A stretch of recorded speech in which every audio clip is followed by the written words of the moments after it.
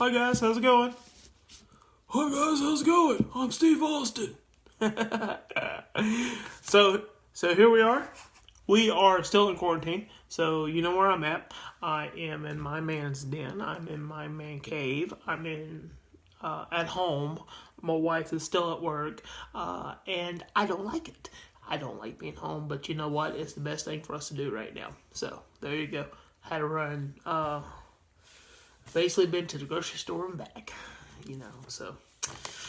So guys, I hope everybody's doing okay. Today we're doing a Bible study in Luke chapter 7 once again. Luke chapter 7 verses 18 through 23.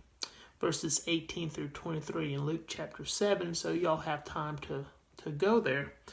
And I've been going through Luke during my quiet times and lessons and Bible study times. So I come across this story about John the Baptist. Now, a little background on John the Baptist. John the Baptist, he was a great guy. He was a really dynamic follower of Jesus. He was a preacher. He baptized people. He had a group. He had a following. He had pretty much a own church. And he baptized Jesus himself, if y'all didn't know that. John the Baptist baptized Jesus, and this is recorded in the Gospels, Matthew, Mark, and Luke. Matthew chapter 3, Mark 1, and Luke chapter 3. So the story of Jesus being baptized is documented in these three Gospels. But the coolest thing I see from John happens in Luke chapter 1, where it talks about the birth of Jesus and him. They were probably about 6 months apart. Mary, Jesus' mom, and Elizabeth, John's mom, they were cousins, so that kind of makes them second cousins. And so John the Baptist in Luke chapter 1, when he was still inside his mother's womb, when Jesus was inside his mother's womb, the two mothers met up because they were friends and family, and John the Baptist leapt in his womb. Oh no, the baby moved. And of course, women, they get excited. I get it. They get excited every time they see the baby moving in the tummy and stuff like that. Shout out to my friend Jenny and Eric. They're having their first baby. We learned that yesterday through social media, of course. So now the baby was leapt into the womb. He was so excited because what's going on here? The baby was leaping. Feel it, feel it, feel it. So John the Baptist, even when he was in the womb, was excited about Jesus. Even he was excited about Jesus then. So I'm also going to make reference when I read this story in Luke about Jesus wandering off after he got baptized, going to the wilderness, and that's in Matthew chapter 4, Mark chapter 1, and Luke chapter 4. So take your time and read some of those, and you kind of see where I'm gathering some of my information from.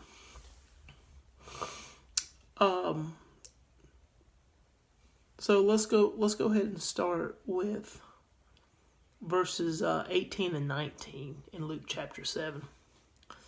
John's disciples told him about these things. Now, what he was talking about was Jesus was healing, and in fact, in Luke chapter 7, if you saw my last video, it's about a centurion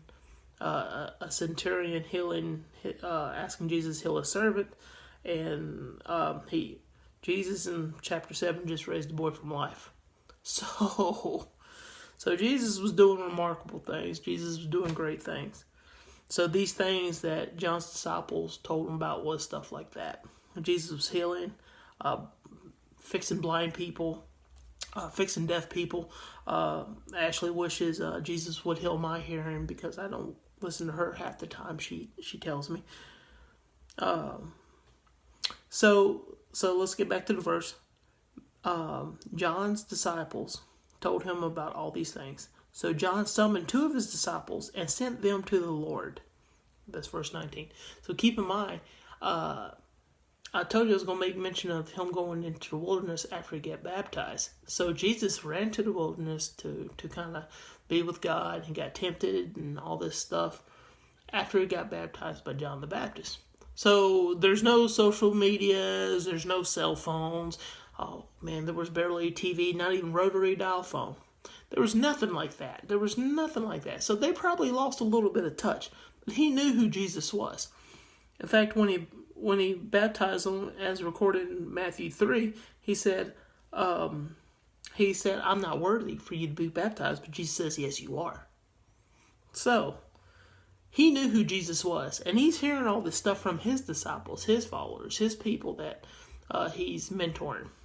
He's hearing all this, and he said, and when I first read this, I said, hey, look, he's going to make sure this is Jesus. But verse 19, the beginning of verse 19, in my version says, he sent them to the Lord. Now that's very interesting, because why would he, if he knew who he was, why would he say that? Why would he say, oh, well, we sent them to the Lord? So he knew what was going on. He sent his disciples to go and ask this question. Now, verse 19, and sent them to the Lord, asking, are you the one who is to come, or should we look for someone else? That was the question he raised to his disciples to go tell Jesus, who he knew was Jesus, who he knew he was the Lord. So verse 20 and 21, this is Luke's account of how they asked, how John the Baptist's disciples asked. When the men, John's disciples, reached him, they said, John the Baptist sent us to ask you, are you the one who is to come, or should we look for someone else? Basically repeated the question like, they probably should have. At the time, Jesus healed many people of disease, plagues, and evil spirits, and he granted sight to blind people. So Luke's even kind of reinforcing that Jesus has been doing this already in verse 21. And you see verse 20, they even said, hey, John the Baptist sent us, asking this question. Now, I'm just imagining Jesus going, oh, John the Baptist. Oh, that wild, crazy guy who was wearing fur. And he wasn't drinking because he was crazy. He was crazy about God. He was crazy about Jesus. He was crazy about his faith. And over here they said, John the Baptist sent us. And I'm pretty sure Jesus went, yeah, John the Baptist. Yeah, he's a good cousin of mine. He's a great guy. So they asked him that question. Verse 21, Luke gives an explanation. So this is Jesus' reply in verse 22, a very long verse. Not a very long verse, but it's a long verse. All right, let's read it. Then he replied to them, go and report to John things you have seen and heard. Blind receives their sight, lame walks, those with skin disease are healed, the deaf hears, the dead is raised, and the poor is told the good news. Jesus said yes.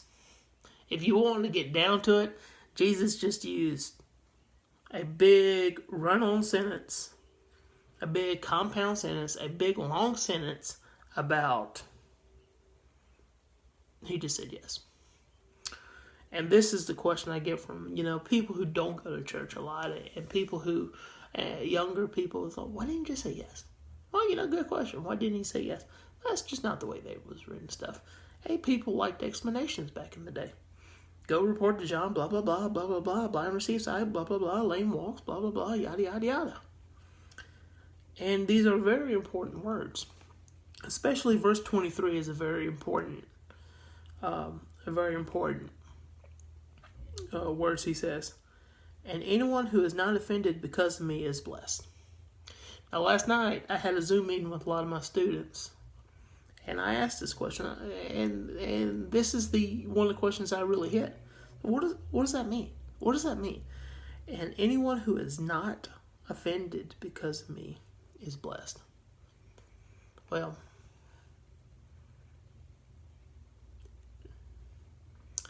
very simple. If you want to follow Christ, then you're a blessed guy. Jesus, some people don't like the idea that Jesus is the only way to heaven, so they come up with some other stuff. Now, I'm not sitting here knocking anybody's faith or anything. I don't want to do that. Okay, I do not want to do that. All right, but this is just the way I believe, and This is what I see when I read my Bible. When I read what is anointed by God. And to some faith, that can be offensive. And we don't want to think that way, but it is. You know, how can you say my lifestyle is better than yours? Well, there's our task. We have to show Jesus to others and not show Jesus in an offensive light, but at the same time, it's going to happen. Telling the truth is not an easy thing. Parents out there, you know it's the truth.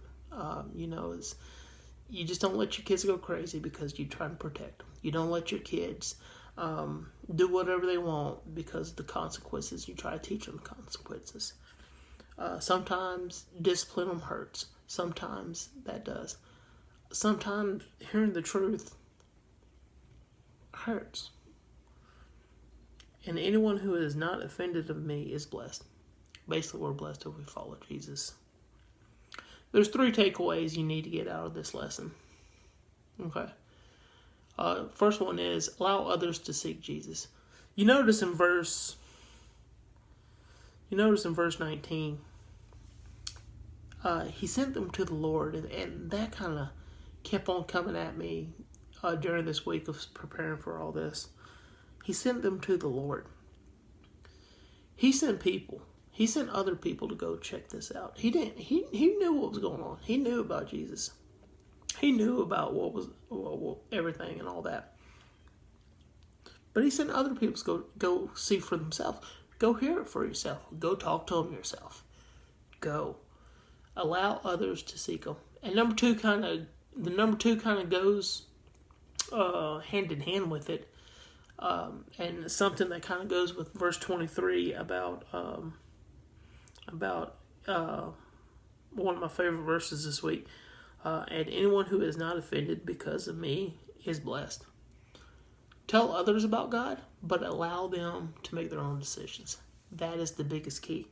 We can tell everybody we're blue in the face about God and how it is. We can say the Bible do it. We can even point out verses. But until they don't discover themselves, that's the key. That's what it is. I know I've had a situation one time, and I told my students about this. We had questionnaires. I was somewhere in Alabama helping another youth minister out, and the questionnaire was basically one of those, a lot of y'all might know this, a questionnaire about how to, if you would die tonight, or if this would happen, or what do you think God is? It was a questionnaire about that. So this young lady got one of her friend's mom in the apartment complex. She knocked on her door and didn't even know she was there. So they did the general, oh, hi, it's good to see you. Oh, blah, blah, how's so-and-so doing? Oh, yes. Okay, cool. Hey, look, I got a questionnaire. She thought she had a softball. She had the questionnaire. She read it. And she goes, the mom looks at her and says, hey, look, I appreciate what you're doing, but I don't believe any of that stuff. That teenage girl stood there for a while, dumbfounded, couldn't believe it, begged her to believe it, really gave it the best she could to convince her that God was the only way to heaven. And her friend's mom just did not accept it that time. So after our debriefing, we went and debriefed, and we asked, and she said, well, everything was good until we hit here, and then I just failed. She said I failed. Of course, me, a bunch of other ladies in the group, and the youth minister, her youth minister at the time, we went to her and said, the last thing you did was fail. You told them about Jesus. They have to make their own decisions. That's a prime example of what we're supposed to do as Christians. What John the Baptist did with his disciples. Hey, go see Jesus. This is what he looks like. Go ask him this question. Do this. Go tell others about God, but allow them to make their own decisions. And the third takeaway is we need to mirror John the Baptist's enthusiasm. We need to try to marry. We know that's going to be a hard thing to do. We don't want to look like, crazy Christian people, the person with the megaphone in front of Walmart. We don't want to look like that. But people know when you're excited about something. People know when you're pumped about something.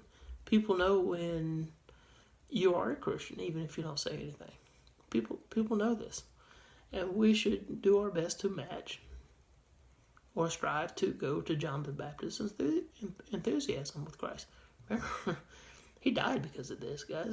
Spoiler alert, but he got beheaded at the end of the day because he was a Christian, basically. So we need to try to match it. I don't want anyone to be beheaded, believe me. But I just dropped my Bible. My bad. My Bible right here. So, just that's pretty much the lesson I got. It's for 6th and 12th grade students. But you know what? It's really a cool story to look at John the Baptist and really parallel what we need to do with our faith. Guys, pray for those essential workers. My wife's was deemed one in Maryland, so she's working still, and we thank God for that. But then at the same time, we're always nervous. She comes in, and she doesn't. She comes in and takes a shower and throws her clothes in the washing machine as fast as she can and stuff like that. So, being prayed for them. I see my friend Dan is watching or was watching. Dan next to us, he's a minister around here. If y'all didn't hear or don't know who he is, his son, who's a corrections officer, got coronavirus.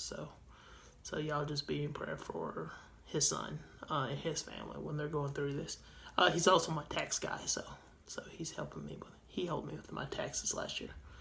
So be in prayer for the seniors. Trying to figure out what to do with their milestones of proms and graduations and school works. Be with all the students, but be with everybody who's just stuck at home, who don't want to be here. I even said this was going to be the best Sundays ever. Now I'm ready to go to the mall with the wife and go to Olive Garden and have a date with her and see my friends at karaoke or something. So I see my friends at the Daily Grind. Support small businesses if you can. So y'all be sure to be in prayer for all that. Hey, thanks for listening. Thanks for spending your time. Thanks for giving me an ear or two. All right. Steve Austin says thank you. Yeah, thank you. And we'll do it again next week. All right. Later, guys. Have a good day. Let me turn you off. What button do we press?